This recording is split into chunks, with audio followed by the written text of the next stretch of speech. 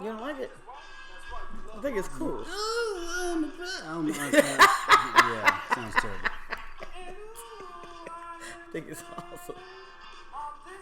I want to do it. We can do it again. No matter. Yeah. Ladies and gentlemen, welcome to 99 The Beat and our new show called The Know. I am your host, Yahir El, and your hostess, Nadia Batzado. Welcome to our little world. Get ready, because here we come. All right, and welcome to 99 The Beat, The Know, and TKNN Live. I am your host, Yahir El, the Agreeable. And of course, once again, I am your hostess, Navia, the Disagreeable. And you are on TKNN live streaming via YouTube, and we will also share the link fairly quickly within the next few seconds. And we're going to move forward and talk about the next topic of this week, and it's a good one. Yeah. We're going to start discussing non-traditional marriages, non-traditional relationships, and should they be legalized, in the government, and at what point does the government have the right to infringe upon personal rights? Correct. Okay? Or especially when there's certain things that are outlined in the Constitution that protects people from their freedom of religion and religious practices. Mm-hmm. Now, when we get into certain topics such as polygyny, polygamy, and things of that nature, that's a taboo subject for most of us. Yes, it is. Okay, I know that, it was a taboo subject for myself because of my own personal beliefs. But everybody don't share the same beliefs, okay? And when it comes down to certain religious practices, we do have a certain level of protection by the First Amendment of the Constitution. That's correct. And that amendment kind of deals with the freedom of religion. So how is one able to offset the other one legally? And if we do legalize certain non-traditional marriages, does that lead into a slippery slope to something that might be a little bit more taboo, such as pedophilia? Yes. Or anything like that and like. So these are very thin lines that we're trying to discuss openly and honestly. Mm-hmm. And, not really taking a stance one way or the other as far as what this broadcast is concerned. Our personal beliefs is our personal, but at the same time, we want to dig into a little bit of what is considered fair and equal, to everybody that's involved who may not actually believe the way that you believe. And was that not what this country was kind of developed on? I think so. I agree. It was founded on religious freedoms, but then I think what we have to get into is that gray area where I want to marry the flying spaghetti monster, and I have every right to do so. Okay, which is correct. You can do so if you want and if you desire to, but there are things that we have to keep in perspective about dignity, integrity, morals, sanitary issues. Sanitary. Yeah, I mean, like you gotta expound about that a little married, bit. You married to the flying spaghetti monster. You got to make love to the flying spaghetti monster and all the other, stuff that ensues the consummation. Yeah, but I guess only if you look at the flying spaghetti monster as a religion.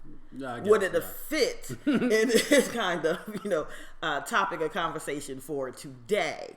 Now, I mean, remember, this is where it says you have the freedom to exercise everything that you wish to. Yeah, that is a big glass of wine. Everything that you wish to exact as a citizen, but then again, there also is a point where what you do privately is okay. That's fine. Do what you do privately, as long as it doesn't infringe upon my privacy and the safety or the influence of my children. Okay. That's my perspective. Okay, I'm going to share mine, but I wanted y'all to see this since he made a big deal out of it. Okay, so this is the leftover wine from New Year's. We're not really heavy drinkers, so we had one bottle. It kind of lasts us forever. I only have that much, and I will be sipping on it today for relaxation purposes. Man, this glass of Cavassier is halfway empty. That means it's time for me to end the show. What was that, Radio Man? Oh, not Radio Man. I was supposed to say Anchorman.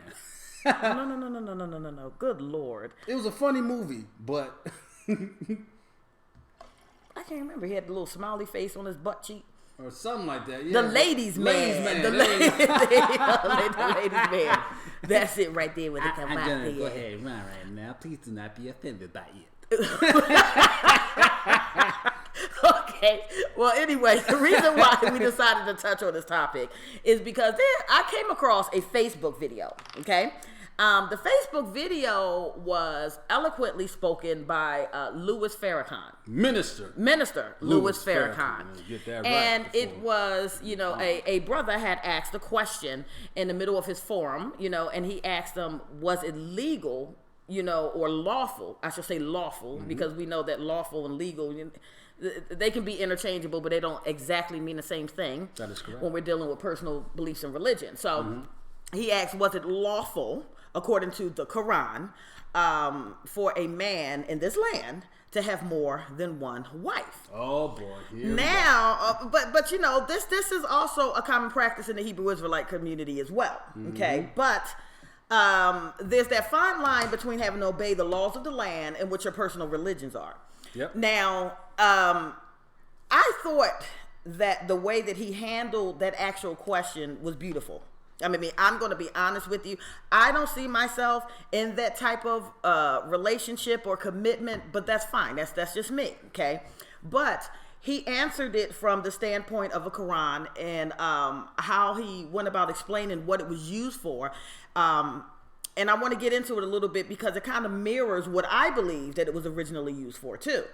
So what he said was that it is not, he said, polygyny is not the number one, method of marriage. Okay, it's not the rule; it's the exception of that rule. I see.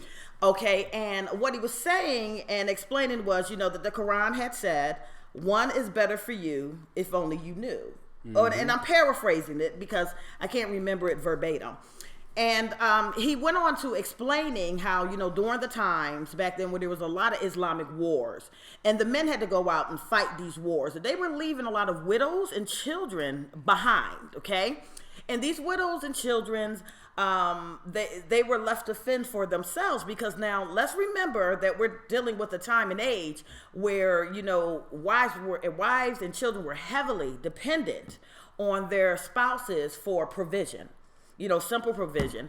And when they were dying off, the brother,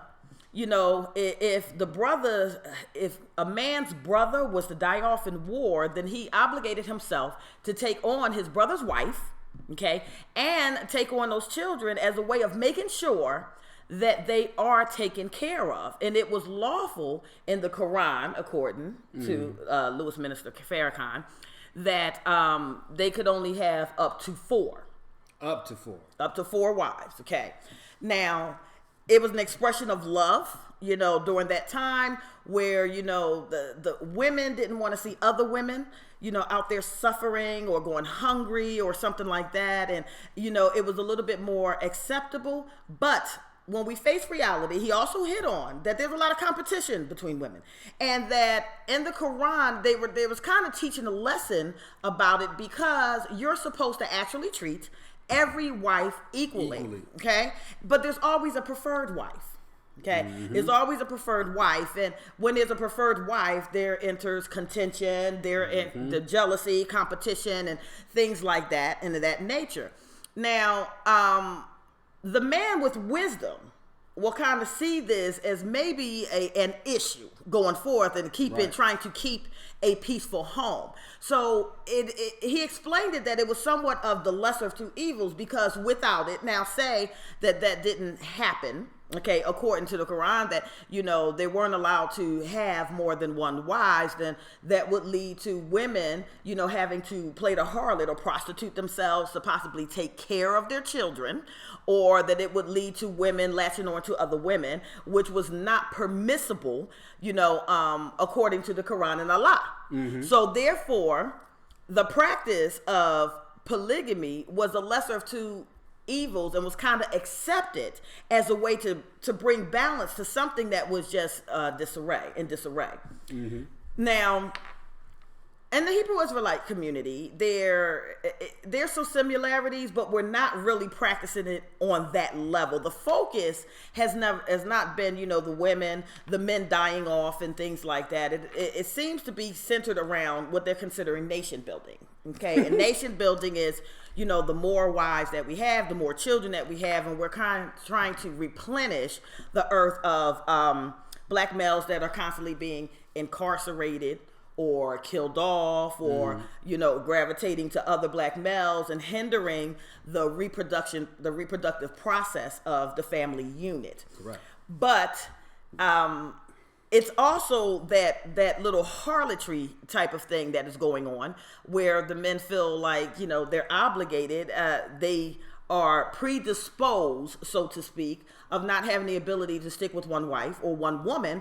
So it's by their right that they can have as many as they want. Oh, please stop. You know, this is a whole Eurocentric thing. You know, you're Eurocentric minded if you only want one wife. You know, you're not supposed to live that way. You're supposed to be liberal and free with your love, and you can love more than one wife if you want to. You know, to have one person means that you have been conditioned by Western society and morals and rules. So, you know, everything that you're saying makes absolutely no sense at all. You're only supposed to have one wife and one wife alone. That's it. I mean, that's because the conscious community said so. Well, I don't know. I think the conscious community is the ones that kind of are more open to that idea, you know, than anything else. So I wanted to propose a question, you know, out there to the listening audience. And when we think of this thing called polygamy, multiple wives and stuff like that, where does your mind automatically gravitate to? Does it gravitate to the sexual portion of what makes a marriage or what's instituted as a marriage? Do you automatically think, oh my God, you know, this is just this free-flowing orgy, you know, that's happening? Do you automatically think that where males are doing this to try to keep themselves a harem? Are you trying to process what kind of positive things could come out of it? Or, I mean, are you stagnant on that it's just a complete and total ridiculous notion to do so? Now, in this day and age, I have to say this. Whereas I could probably be more accepting, you know, of that type of arrangement if there wasn't any way that women could actually take care of themselves now. So the issue is, was it used because of necessity versus now where it's not really that necessary? Whereas if something happens and you're in a marriage and your husband can no longer provide, you have the means to do so. There are resources for you. Women are now working. Women now have the ability to cash on life insurance policies when husbands have accidents,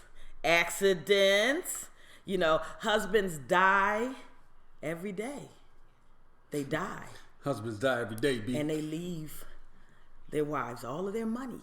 Oh, well, thankfully, you know, I'm not going to die for a long, long time. So you have to put up with me and my cantankerousness and everything about me for a long, long time. A long, long time. So, you know, basically we're getting to that. Like, is it applicable today? Do you feel that it is necessary today? Do women have the ability to function on their own? Now, this is where it gets tricky. Okay? This is where it gets tricky. Because we're going to start dealing with the law the legalization of non-traditional marriages as it pertains to someone's religious views, okay? Because, here we go, okay? And I pulled this up so that I can read this to you guys. Okay. And once again, out there in YouTube land and to our 2 or 3 listeners on 99 The Beat, please feel free to share your opinion, share your comments, share your feelings on it. Tell us what you think. Please don't be shy. We do know that the Carolinas or New Orleans Saints game is on, but you all have DVRs. When you have DVRs, you can watch it on replay. I think this might be a little bit more pertinent right now, and I think you might want to go ahead and tune into us, who's what's more important than a musical game. Matter of fact, you should be protesting the game anyways and listening to our show. What happened to the protest? What happened to all of that with the colon issue and the kneeling and black people saying, hey, we're not watching the football game and stuff like that? That just kind of came and went, didn't it? Well, you see, that was regular season, but this is playoffs now. So I think, that might be the whole paradox. Anyway, I'm going to read you the First Amendment, okay? And this is called the Amendment, Freedom of Religion, Speech, and the Press, okay? Congress shall make no law respecting an establishment of religion or prohibiting the free exercise thereof or abridging the freedom of speech or the press or the right of the people peaceably to assemble and to petition the government for a redress of grievances. Okay, so no law respecting an establishment of religion or prohibiting the free exercise thereof. So now we know that there are religious practices that firmly stand on the grounds of polygynous relationships. That this is what they believe. That they believe that women have specific places in society and men have specific roles in society, and that there should be no home void of a father figure, and if such a home should exist, and there's a responsibility of the males to step up and take care of them. Okay, we know that there's religions that believe that. Yet there is a law or an offense, okay, that prohibits this practice, and they call it bigamy.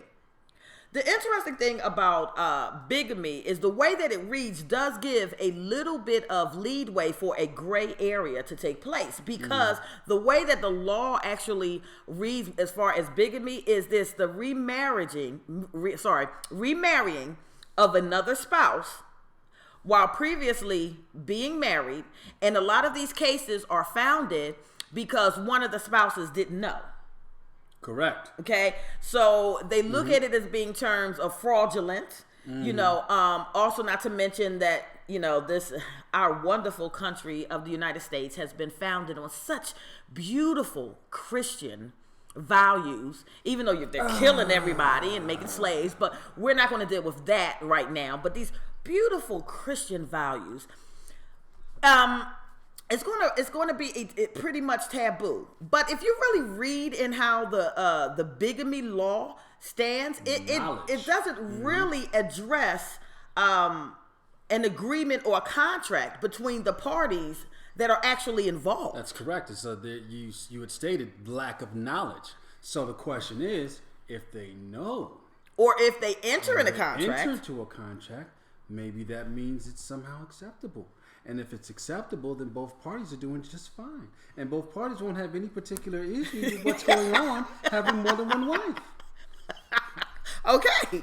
But, you know, we try to fight that one. And we see, you know, actually, what I read, it is kind of prohibited throughout all of the laws, but Utah is just not carrying it. Yeah. Was the Mormons? It's the Mormons. But see, even in that's an issue in itself, because that exception or that allowance has led to oppression.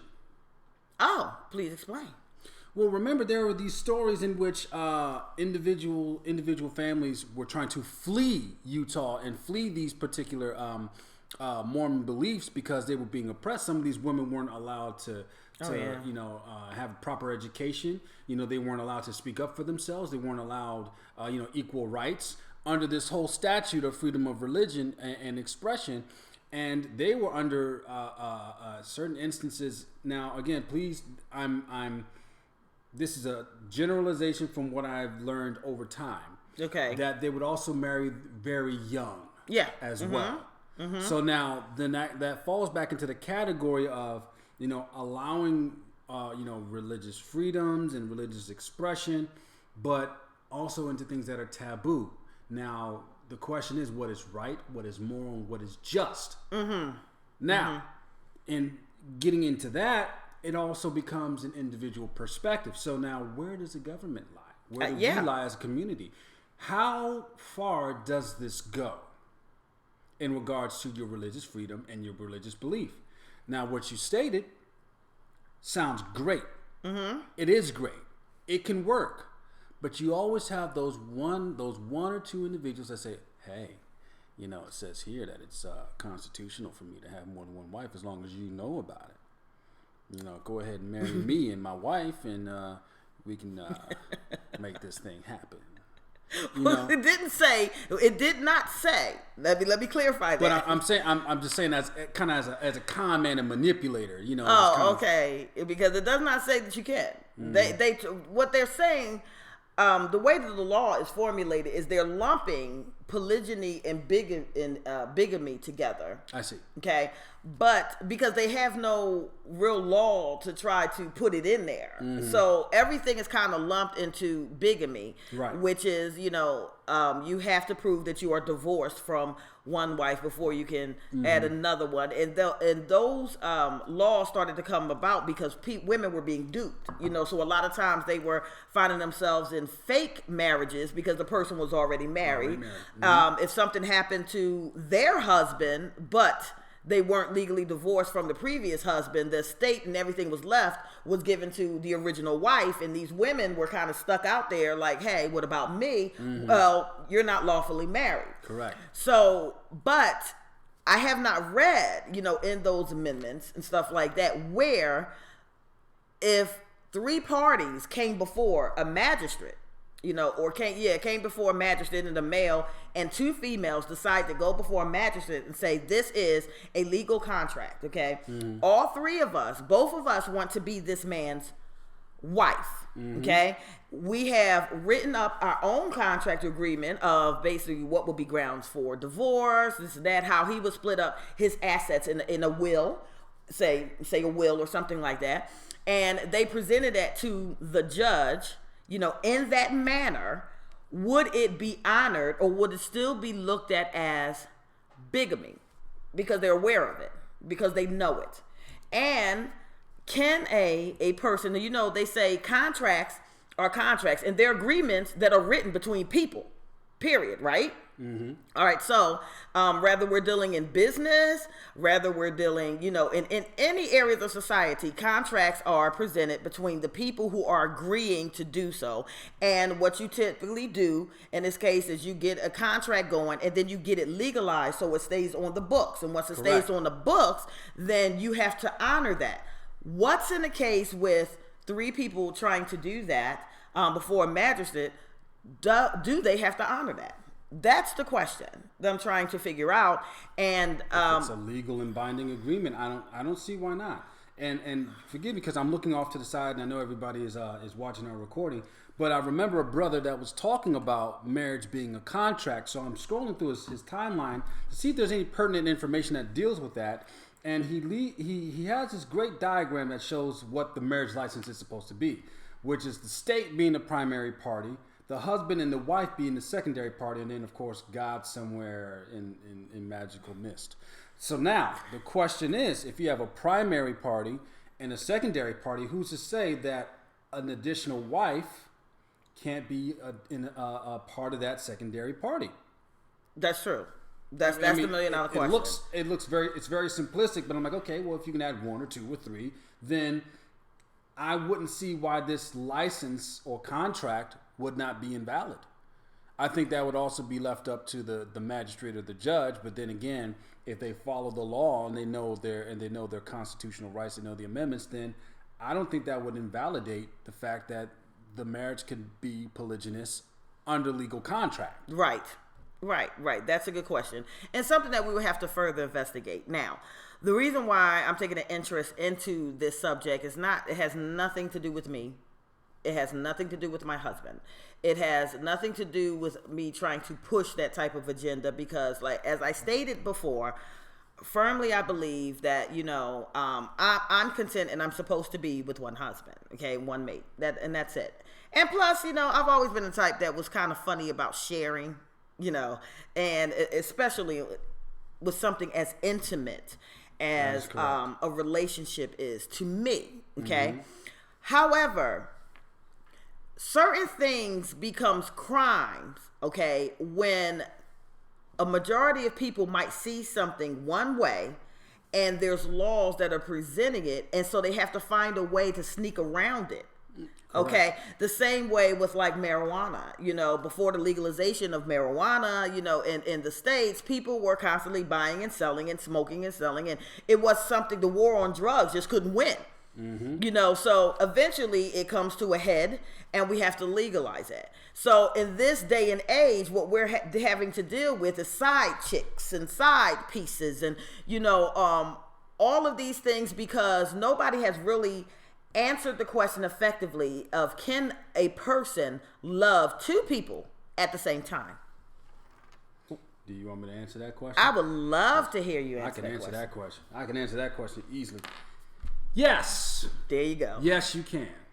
I know a lot of people expected me to say no, but again, it's relative to the individual. So I would say yes, primarily, but also no, because it depends on the individual. It is a possibility, yes, for you to love two people. Now, the question is, can you love them equally? Right.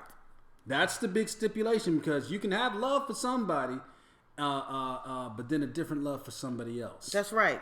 And I think about it in the terms of this type of paradox. We'll say, your wife is supposed to be your best friend. Say that doesn't happen. Say that your best friend is female, but then you also meet someone who is your wife. So it's like what was it? Brown Sugar. Brown Sugar was Brown Sugar. The movie presented a very interesting clause in which these two people grew up and became best friends and knew each other, but they never got intimate for some reason or rather. Right. The guy gets married and he realizes that his best friend should have been his wife. So he loved the first woman who was his wife, and then he found out that he really loved his best friend. Loving two people, but different type of love. Two different types of love. Exactly. So, it's possible, yes. And it can be also relative to somebody who says, no. I mean, personally, I can only love one person. One person and one person only deserves all of the love that I have. And all this love. You're terrible. Because it says here with the shameless plug in my book. Okay? In my book, Path of the Zadok, Way of the Ancients. Okay? Buy it on Amazon today. Buy it on Amazon today or get it from me with a free autograph and a dedication. But it says here in my book, Path of the Zadok, Way of the Ancients, that when you have more than one wife, or when a man chooses to have more than one wife, he begins to fracture himself in several ways. So now if you have one wife, you are now giving half of yourself to that one wife. So now you two are interacting in a way where you can ebb and flow. Now if you add on to another wife, then that means you have to take the half of what you gave, chop that in half, add another portion onto it from you to that next person, and so on and so forth. So now it becomes fractional in a sense where you're trying to love everybody equally, but now part of yourself has diminished because you're trying to give so much love equally to each person. It becomes an internal conflict on a spiritual and mental level when dealing with more than one wife. That's why I firmly believe, as Zadok, as the path that I've chose to walk, is that you should only love one woman and one woman alone. Because if marrying one woman exhausts you to no degree in your money, your time, your mental capacity, your wealth, your physical capacity. If that one person is all that you need, why would you need another one? Okay. It does make sense. Okay. Now here's the disagreeable side that's getting ready to interject in here. Okay. We've been brought up under the premise that marriages is about love. Mm-hmm. But not all marriages are about love.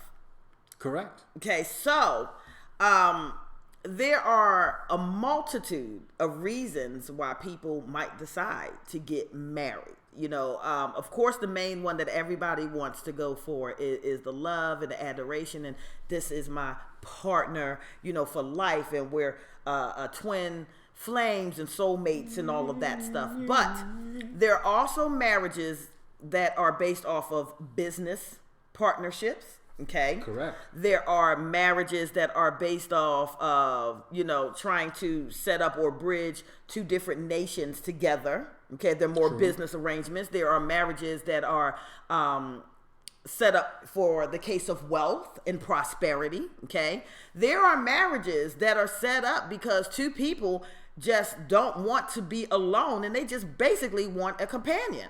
There are asexual beings out here, meaning, some can live with sex and they'll be fine without it. And so all marriages aren't actually intimate either. So you have, those relationships that go on and later on in age. And I don't know if you grew up and saw it, but when I was growing up, my grandmother and my grandfather had two different rooms. They slept in two different rooms.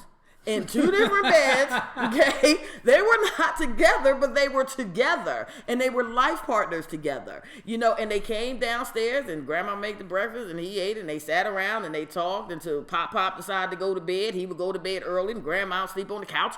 And that was just kind of what it was. But they were inseparable. Okay, so if we're dealing on the basis of love and going after what your heart says, then I would say absolutely that's going to be very difficult. That's going to be very difficult. But for people who marry for stability, or simply companionship, or building empires and things like that, then it's not a far-fetched idea to want to have the ability to practice polygyny, because there is no real strong type of emotional betrayal aspect to it. It's a business move. It's a merger. There you go. It's a merger and acquisition. So this is merger and acquisition. Check this out. This is some of the comments that our brother put on there. He said your marriage is a trust. Hence the reason why the state issues a trust credit called a marriage certificate. Interesting. Furthermore, it says a marriage certificate and a birth certificate are the same thing. Now, the marriage certificate can be used to correct your status if you have an imagination. Basically, our brother's a Moorish brother, so he's into a lot of contract law, status corrections, and things like that. But he brings up something very interesting about the marriage certificate and saying that it is a trust, or it could be possibly used as a bond. So it furthermore states that marriage, if contractual or primarily contractual, is a powerful business move. Okay. And a powerful business move it should be. But we're not taught those things. We're taught about, especially as young women, young little girls and stuff, your knight in shining armor, somebody's going to take care of you, sweep you off your feet, you got the white picket fence, you have your 3 children, I remember those old commercials where, the woman would have the little apron on, especially the white women, they were so funny. They would have the little apron on, it's like, ching, and they're posing with the vacuum or the broom. And then the guy comes in from home, wearing a briefcase, he has his glasses and his smoking jacket with his flip-flops, and he sits and smokes his pipe and reads his paper. There you go. Okay, that's what's been shoved in your face. That's the traditional marriage that you have. But like I said, there's more than one reason or way to marry. So once again, what does that mean as far as the government prohibiting something that you consider is a religious practice, along with I don't know, not just religion, but say, there's another word for it. It's outside of religion, but heritage, cultural. this is the way that you was raised, and and this is how you see it as fit. And in one hand, you're telling me that you can't prohibit this, but yet when I go to practice my religious right of saying that it is lawful for me to have more than one wife or husband in some societies. Some societies have more than one husband. Mm-hmm. Don't forget about that. You ain't gonna have a day in your life. But I mean, I'm just saying, this is what I believe in. How do you, on one hand, say that you can't prohibit it, but at the same time prohibit it? I think I understand, and it goes back to the moral compass. It goes back to the integrity, because the government is trying to have some type of measured monitoring, making sure it doesn't get out of hand. Okay. And I think not to say that the government is right, because in certain instances, yeah, I do understand the purpose of the government, but like the movie says, we should not be afraid of the government. The government should be afraid of the people. Mm-hmm. But it's to say that the government, the way that the government is functioning is trying to make sure that things do not get out of hand so much where these constitutional rights are abused. Okay. Now, I agree. That's probably what the role of government, and we're going to spell it G-U-B-M-I-N-T, government, might be trying to do. But I want to ask you something that's going to make you think just a little bit. What is more out of control right now? Is it the fact that, people may have more than one relationship going at the same time, or is it the increase, the huge increase of single parent homes and children running amok without a father influence, without any type of masculine influence or manly influence in their life, trying to teach them how to be men, how to be respectful fathers, how to be respectful husbands. Working women like myself, who, I'm proud to be a working woman, but working women like myself who have to spend a certain amount of time outside the home, but there's no man there, that's helping me with the monitoring of these children, or vice versa. No parental spouse in the home monitoring the children the way that they should. And here we have these kids that, are just out there doing whatever. Don't you think, or do you think, that if they did legalize this type of practice, that it might have some type of impact, whether it's negative, positive, or indifferent, who knows, on these single young black men that are out here in the street? And here's a curveball. While I am not a proponent of polygyny, I would rather see a polygynous relationship rather than a single parent. What's the word I'm looking for? I was going to say constitution. A single institution? Parent, yeah, or a continual encouragement of single parent institutions, or perspective or position. I would rather see a polygynous marriage where there's a man and several wives with children all together as a family. I would rather see that than a struggling single mom or a struggling single dad. See, there you have it. Now, I'm not here to say that all single parents, don't have the ability to effectively raise their children. Correct. Okay. But, when you deal with statistics, it kind of paints a different story, because in all honesty, when we are out there working, and the typical job, let's say, is 9 to 5, school lets out 2:30. Okay. Unless you have a certain amount of trust in your team, he's getting influenced during the times that you're unable to monitor him. You really don't know where they are. I mean, you can keep a tab on them via text messaging. Hey, don't forget to set out this, doing that. And he's telling you that he's doing all of that stuff, but he's probably 5 miles away from the house. Playing video games or something like that. Or he's on or phone. He's not even home. Right. He might be down on the corner with Man and them figuring out the street pharmaceutical business. There you go. You know what I mean? And it is difficult. Some of us have been very successful at it. Some of us not so much. Okay, some of our youth have grown up and to become great, powerful people, men, women, and some of our youth have went and strayed on a long path because they did not feel any type of worth or value, or didn't have anything that was installed in them, or just simply got mixed up in the wrong crowd because there was nobody monitoring them. Nobody spending a lot of time in the home, and everybody's out on the go. So I can understand the need for polygyny. Now, I can appreciate what it was designed to do. Let me put it that way. Correct. Because what we're kind of witnessing now is something on a totally different level. You know, it is the whole pimp and hoe mentality that they have going on now. Because let's just face it, men haven't really grown up in a lot of polygynous relationships or practicing that type of religion, so they're going at it willy-nilly, but they really don't have a lot of understanding behind it. They're going with their lower chakra. Yeah, they're operating out of that. And a lot of times it has nothing to do with the woman and taking care of them. It has everything to do with something else. The ego. It has to do with the ego, and especially if a man has more than one girlfriend, she figures it out, and then all of a sudden his ego won't let her go, so he traps her and says, well, if I have sex with you, you're married to me. And the person who is not privy to what scriptures actually say about what constitutes marriage is the fact that they would believe it, and now they feel stuck. Yeah.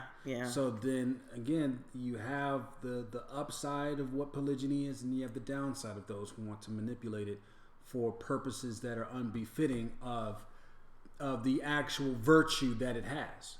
You see a lot of, unfortunately nowadays, you see a lot more harm than good. And you'll see a lot of people promoting it, and all I can do is shake my head, because I know that some of these folks, the way they comment and how they mention it and how they say it's okay, I know they're not thinking in the terms that they should be thinking it's beneficial.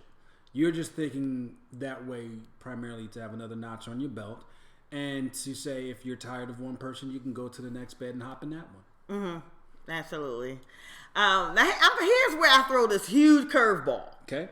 Okay, a huge curveball. I don't think many people actually realize that they have lived polygynous lifestyles already. Here we go. No, I'm serious. They have they have lived polygynous lifestyles already. We didn't know what to call it, back in the day.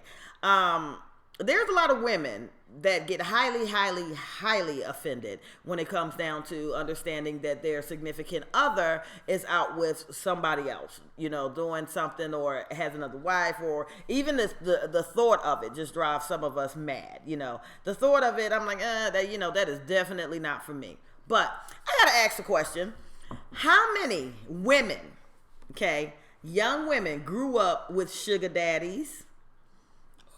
Had a sugar daddy, on the side. And this sugar daddy, you knew that you weren't really interested in him.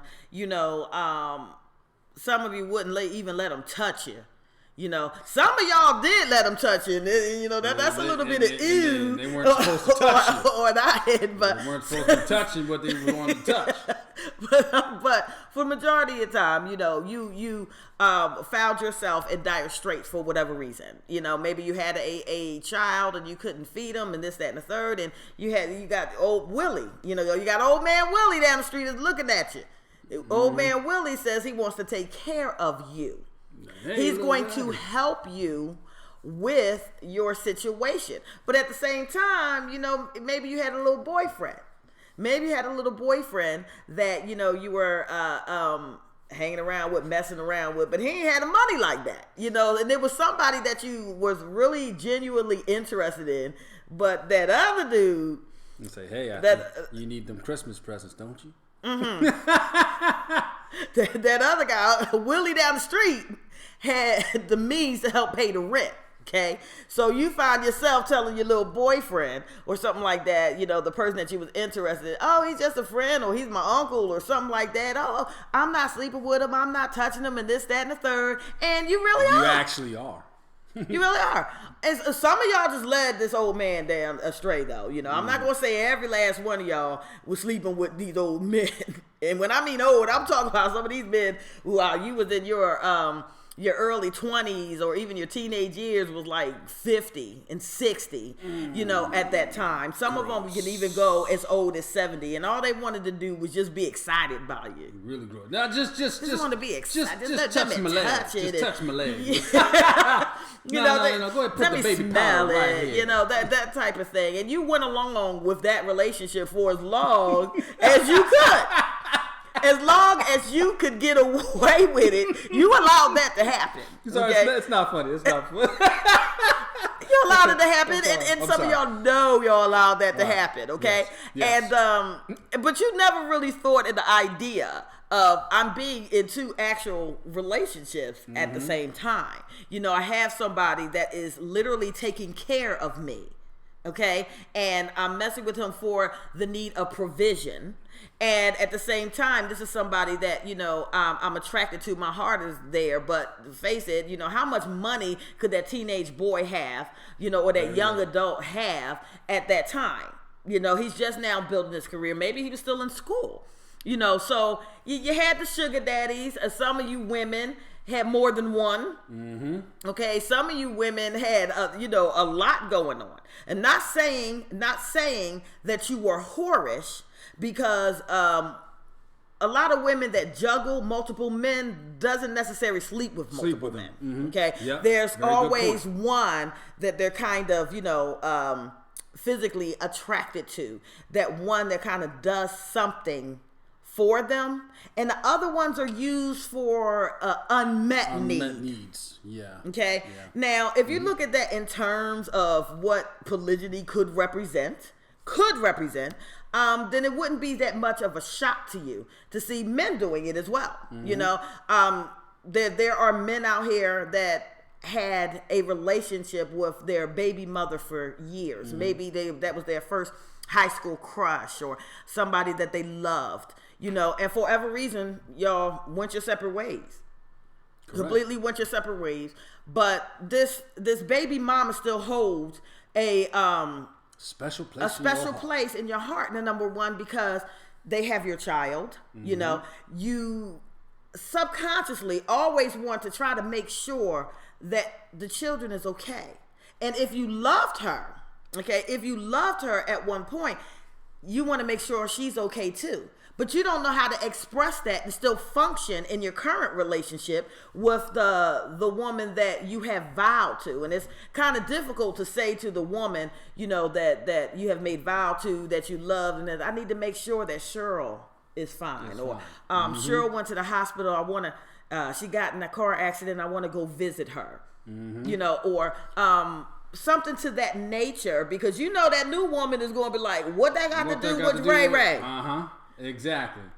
But then that's where maturity comes in, and not a lot of people are taught maturity. That's, you know, it's a sad position to be in, because not everybody is as mentally stable to handle that type of relationship, where you still have a genuine concern for your ex or the mother of your children, because you know that your children love your ex. Right. So you have to have a certain respect for that, because they're the mother or the father of your children. And not only that, but sometimes you still love them. It's a different type of love. Good point. Okay, but you still love them because there's a significant amount of history. There's a significant amount of time that passes. There's little things about them that you still love or appreciate about them, even though you have moved on. So the natural instinct is to always make sure that other woman is okay, even though it's not appreciated by the current woman. And sometimes these men, they go to visit Ray Ray and them and end up messing up. And then that goes back to the maturity of the man as well. Looks here, just sorry, a little quick interjection, that The chat room on 99 The Beat is completely bare butt naked. No one's saying anything. They're probably still watching the game. However, on our live chat, we just wanted to send out an acknowledgement to Angel Smile. Hello, thank you for listening in. Hi. We thank you for tuning in, and she was making some comments on that. Agreeing and saying that yes, side chicks is a form of polygamy. So she knows too. Right. So again, thank you for tuning in. Again, like and share. We really appreciate you coming and listening in to us. And if you have anything else to say, please feel free to say something in our chat forum. We're still new to this, so we're going to try to interact with people on multiple facets. So if you see me putting in headsets here and headsets there, that's just making sure that everybody is tended to in case they have something to say. Absolutely. So again, absolutely. we salute you. Thank you for tuning in and joining us. So then my $1 million question would be, okay, so you have this situation going on. You got a baby mama, you got the current wife. Your love and devotion is to the current wife. You're taking care of the current wife. The baby mother is in a struggle. Mm-hmm. Something happened. Say she even becomes homeless. Okay? Something happens to her. Your heart will not allow her to be in that type of situation. Is it better for you to take her on or to take care of her, or just say, hey, I don't want to have anything to do with you. Let me just have my son. And what would happen if the man who is torn in this situation decides, I can't leave her out there on her own, brings that to the wife, and the wife is like, you better make a decision. What's the guy named Coda Black? You better make a decision. I gotta keep us in a vision. Well, from a husband's perspective, from a man's perspective, a man's man, you're terrible. Wisdom. I cannot emphasize wisdom in all things. There has to be options. All the options have to be out on the table, and there has to be communication. If there is bad blood between the baby mama and the wife, then you obviously need to pick the wife. Okay? The baby mama, sorry, she's gonna have to figure it out. But again, all situations are not the same. Sorry. There has to be a level of communication and honesty and maturity about it. And it's not to say I need to help her. It's we need to help her. Mm-hmm. That's where a lot of men fuck up. Excuse me. A lot of men mess up. Okay? Oh, I need to go help. Why do you need to go help? What's going on that you need to go help? Right. There has to be a we. There's like, listen, baby. The mother of my children is. I had to smooth the baby in there to make it. Right. It sweet. Listen, sweetheart. Go ahead and try to explain this to me. Listen, sweetheart. You gotta lick the lips a little bit. See, this is what's going on. The mother of my children is currently in dire straits. Okay. And I'm trying to figure out what the best option it is that you and I, can do to help her out. All right, first of all, there is no you and I, because I was not around to make that baby. So, I don't know what she got going on, but she need to find herself a man. See that? Mm-hmm. You see how he just kind of flipped it and reversed it? I was expecting the professional individual that comes from opulence to actually say, oh, okay, well, let's just go ahead and just give her $500. I ain't got nothing to do with that, because that was the issue between you and that bitch. That's how we act. Yeah. I mean, let's be realistic. That is how. Oh, that's Hannah. Hi. Oh man, we can't wait to have you on the show and just to kick it with us, But we know that this is exactly what is going on. So now, if this man now decides, okay, I don't have the support of my wife. I don't have the support of my wife at all. She's on some other mess. She ain't obviously don't really care about my child. Right. Okay. Or anything that is going on with that situation. But say that he decides to do it anyway. Say that he has enough money set aside somewhere, where he puts her up in a hotel, okay? Put his child up in a hotel, or actually gets them an apartment, decides to pay for the first couple of months rent for them, take care all of the bills for them, even though he's not physically sleeping or being with her, but he's still taking care of that family as a unit, not segregating the child from the situation, but taking care of that woman and that child. If he decides to do that, would you say that that is a polygynous act? Absolutely. It is. Unless there are stipulations of communication to say, I'm not doing this for her, I'm doing this for my children. My children need A, B, C, D, E, F, G. My children need this. This is not for her benefit, but this is for my children. You don't want to do A, B, C, D, F, G. You don't want to bring her on. You don't want to help. So then I, as the father of my children, have to provide this for the mother of my children so that my children can survive. Okay. So that goes back to what I'm saying and what I addressed before, that all polygynous or marriages isn't about sex. Correct. Do you see what I'm saying? Because it's all about taking care of the situation and not leaving a widow diminished, not leaving the children diminished. Okay, Correct. He don't have to physically go around and enter into all of these women. You know what I mean? To have built that type of thing where that nobody is diminished or suffering. Correct. It doesn't have to do that. So if all marriages aren't based off sex, which society tries to push down our throat, I swear to God, Everything is sexual. everything is sexual, with society. They even got it where you're naturally, you start getting old, your sex drive naturally goes down. That's a part of getting old, okay? It's a part of getting old. Getting old is your sacral chakra hanging below your waist.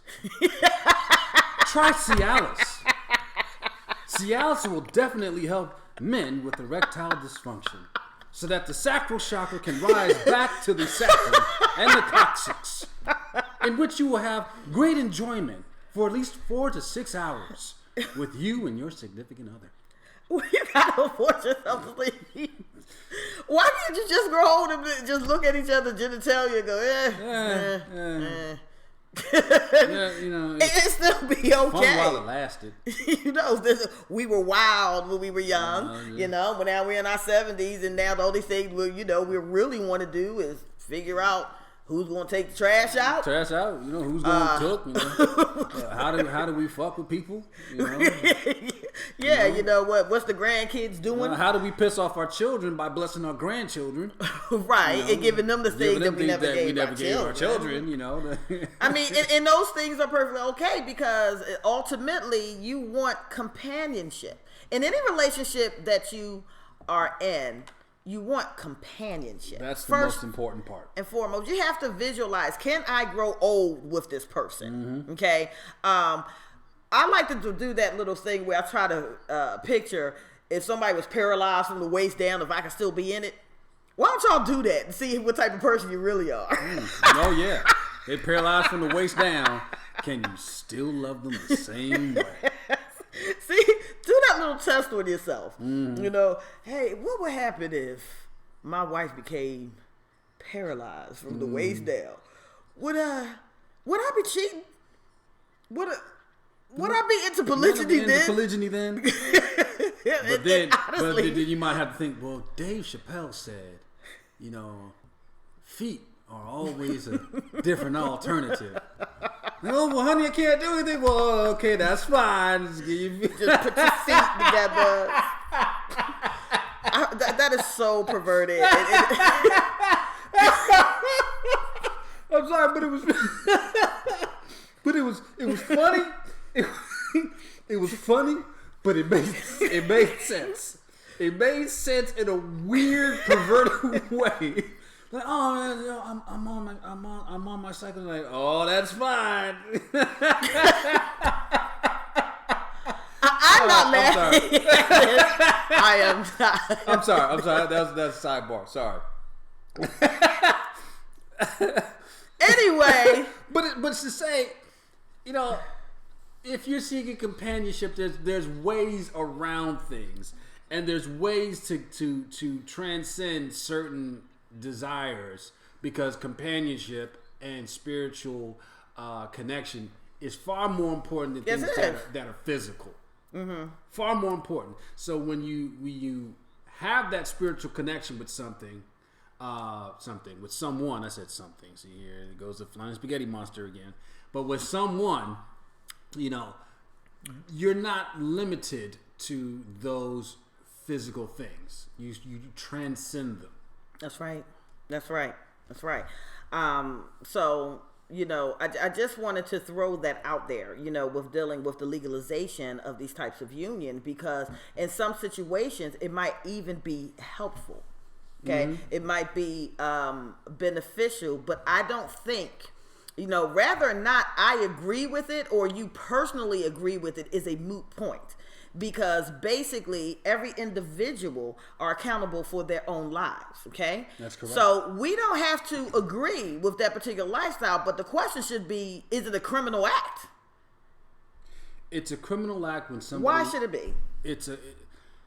It can be perceived as a criminal act when somebody's taken advantage of, when somebody's life has been placed in jeopardy. Okay. When integrity, dignity, and respect have been compromised. That's when it becomes a crime.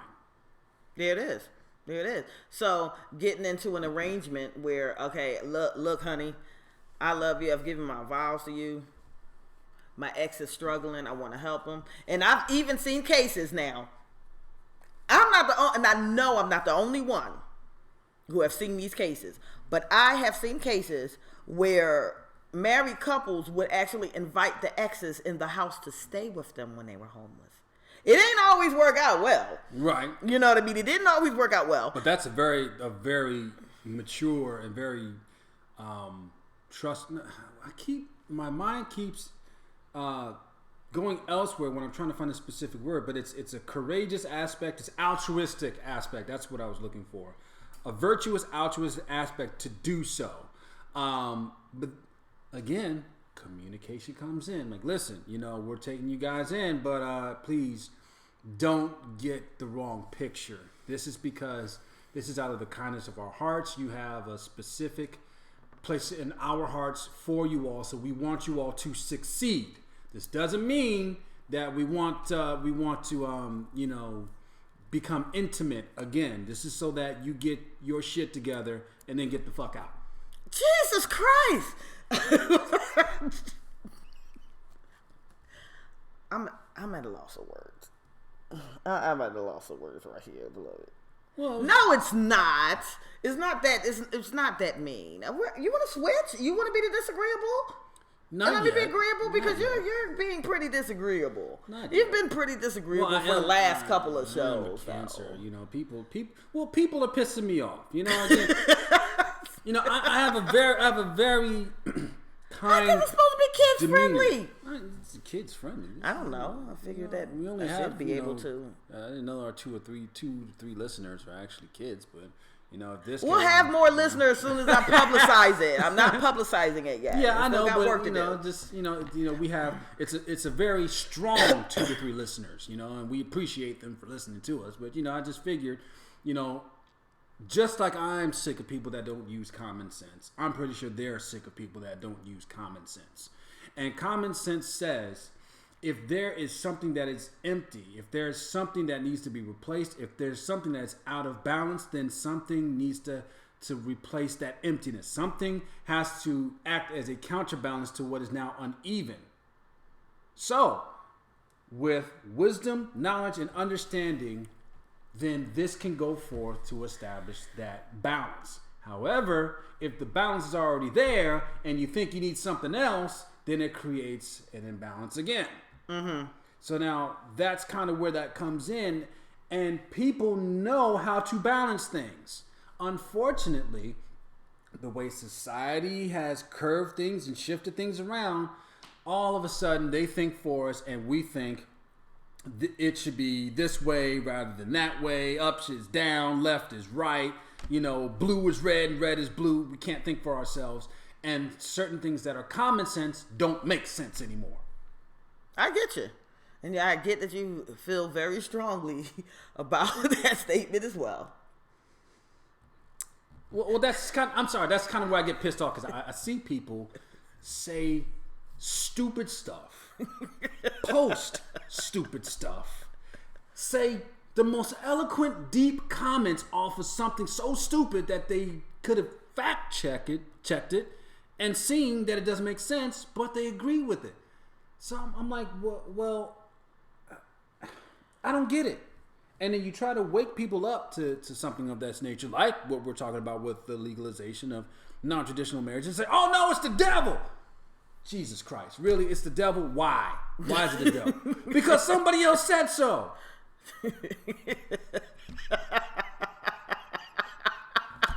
Do you see how that doesn't make sense? And listen, it's the lesser of two evil. Was the original design, for one-on-one? Yes, absolutely was. Okay. But at the same time, we understand that there's always exceptions to the rules. I mean, we try to make everything black and white, and we completely disregard the gray areas, the Correct. middle areas, because we don't think in the minds of the people that are experiencing it or that are going through it. We only learn from our own experience, and very little of us have the ability to be empathetic and to reach out and take somebody else's experience and embrace them. That's right. Or learn from them, or take the time to understand them. We're quick to judge it. Mm-hmm. That's right. Okay, we're quick to judge it because it doesn't fit our criteria. It doesn't fit what we think. But at the same time, we have to learn how to figure out and walk in somebody else's shoes just for a little bit, okay? And see, okay, how can this make sense? Does it make sense? Oh, I understand. Mm-hmm. I understand. And that's where we are right now. Well, at least that's where I am right now. When it comes down to that, I see it, I experience it, all the time. Even growing up, we've experienced it, we've seen it. Right. So we know that it happens. As a matter of fact, like I shared in the last story, I had an uncle that had a whole new family 2 blocks up the street. I mean, kids, woman, and all that. Wasn't his wife because he was married to my aunt. Okay, but he had a functioning family. Mm-hmm. Okay, and the women, they knew about it. They didn't like it, but they knew about it. And since nobody decided to leave the situation, then I have to conclude that they accepted it. Mm-hmm. And if they accepted it, then who am I to say you're crazy? It worked for them. Mm-hmm. Might not work for everyone else. Worked for them. Your uncle. Oh, he was Mac now. Your uncle was probably the best Mac that finessed 2 women of all time during that era. But who's to say? You know who he was? Who? Wait till I tell you this. My cousin Terry. That's his father. Oh. That's his father. But anyway, that's going to conclude us for today. That's going to conclude our show for today. I was really heavily relying on you guys' thoughts about it so that we can delve deeper in it, but it doesn't seem like too many people care about this particular topic today. Yeah, so the game is on. So. We're just gonna go ahead and conclude it. And if you later on down the road, have some type of input that you want to put to this, or some questions concerning it, exactly where we stand, then please feel free to reach out to us. You know how to reach us. Definitely and so. We just want to thank you for tuning in. Yeah, thank you again. And once again, if you have anything else to say, our comments are open, so please leave a comment, like, and share, and make sure the people that are sharing share it again, so that it compounds and everybody gets to see what we're talking about. And give us something to talk about as well, something that we can discuss, something that you might want to bring to the forefront, that right, precisely, something to talk about.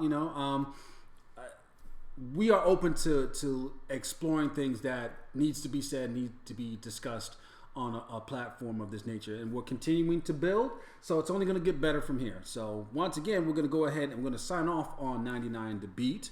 But we're going to stay on for the next few minutes on TKNN Live as we shut down everything else. And maybe we'll be open to, one of our two. Oh, we have 3 people. We have 3 people watching. That's us, beloved. Oh, okay. Well, just pop my balloon right there. I thought I was signed on as you in my iPad, so I keep forgetting this was my okay.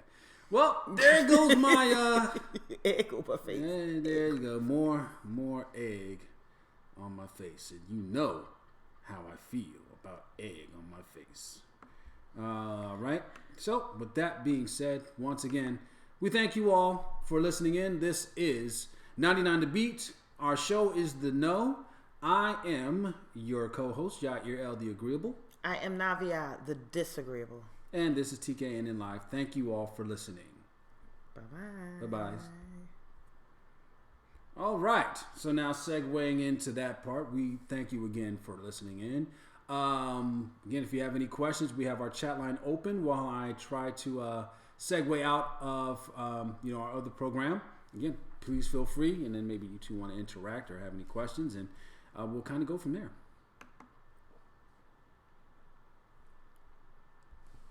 All right, and she had an emoticon up. But...